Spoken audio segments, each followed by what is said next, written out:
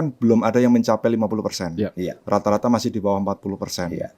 Nah, ini strateginya gimana, Pak? Ada yakin satu putaran Iya. atau memang sudah disiapkan nanti rally panjang nih sampai bulan Juni. Kalaupun nanti Pak Mahfud sama Pak Ganjar lolos misalkan. Ini gimana, Pak? Yang pertama tentang 2 pasang dengan 3 pasang dulu. Sedikit aja, Mas. Oke. Sebetulnya kalau di pihak kami itu nggak pernah ada pembicaraan misalnya inginnya 2 calon, nggak ada. Saya nggak tahu itu ide siapa, saya nggak tahu. Mungkin bisa di-trace sendirilah. Sehingga memang dari awal kita tidak kemudian menganggap bahwa ada satu calon yang tidak mungkin maju, itu nggak pernah, Mas. Oke. Itu bukan pikiran kami. Itu aja yang mau saya garis bawahi. Nah, kemudian ke elektoral sendiri dan kemungkinannya apakah 1 run atau 2 run, itu kami menargetkan 1 putaran. Itu sebagai target. Bahwasannya survei sekarang juga masih jauh, karena kami juga punya survei internal. Nah, itu bocorin dong, Pak. Tipis-tipis aja, Pak. Ya, benar, itu benar, Mas. Ya, surveyor kita adalah Mas Toto. Oke. Ya, itu yang kemudian Mas Yunarto Wijaya. Yunarto Wijaya. Oke. Ya. Jadi itu memang di pihak kita dan beliau sudah melakukan survei itu. Ya, survei kita juga masih jauh sebetulnya. Maksudnya Mas Ganjar dengan Pak Mahfud, tetapi kita menargetkan. Target itu kan satu drive lah, supaya kita berusaha, berpikir lebih keras. Kalau kita harus menaikkan sekian persen, itu apa yang harus kita kerjakan? Di mana? Kan gitu, Mas.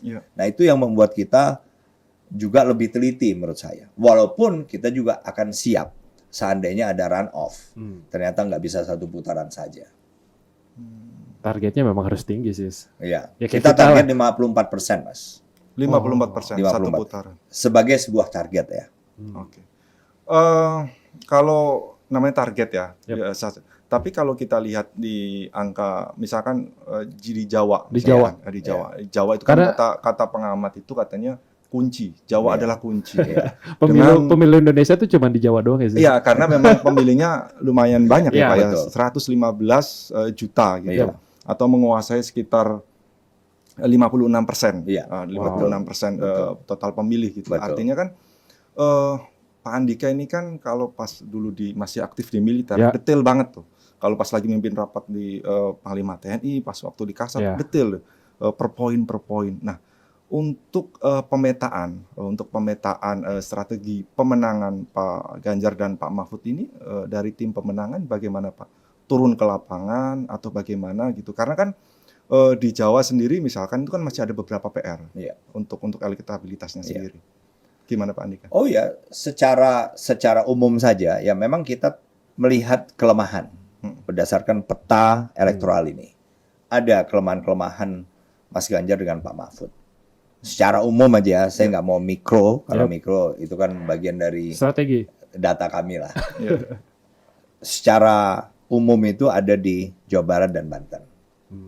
Kemudian di Jawa Timur itu kira-kira bagian timurnya. Nah, gitu. Oleh karena itu ya kita harus teliti dalam misalnya membidik sasaran. Micro targeting itu sampai dengan titik apa kita sudah punya. Nah, apakah akan turun? Pasti, Mas. Pasti. Dan kita juga sudah membuat rencana itu secara detail kok. Itu yang merupakan daerah yang menjadi prioritas kita lah. Walaupun juga daerah-daerah yang merupakan daerah kekuatan Mas Ganjar Pak Mahfud juga tetap. Tapi prioritas lebih besar dalam jangka selama yang dialokasikan oleh KPU itu mutlak di daerah-daerah yang kita lemah di Jawa ini. Kalau di Jabar itu kan pemilihnya 35 juta. Ya, itu kan 2 minggu yang lalu kalau nggak salah Pak Ganjar kan belusukan lah ke Jawa Barat, ke beberapa pondok pesantren dan ketemu tokoh-tokoh Jawa Barat langsung. Makan bareng, makan sampai panjang gitu. Itu bagian dari salah satu strateginya. Memang turun-turun ke lapangan begitu. Ya itulah dia kan. Beliau belum kampanye, tapi sudah mulailah untuk belanja masalah. Juga belanja masalah ya Pak. Belanja masalah ke sana. Walaupun kita juga sudah punya sebetulnya. Tapi kan mungkin itu generalize-nya, yang kesimpulannya.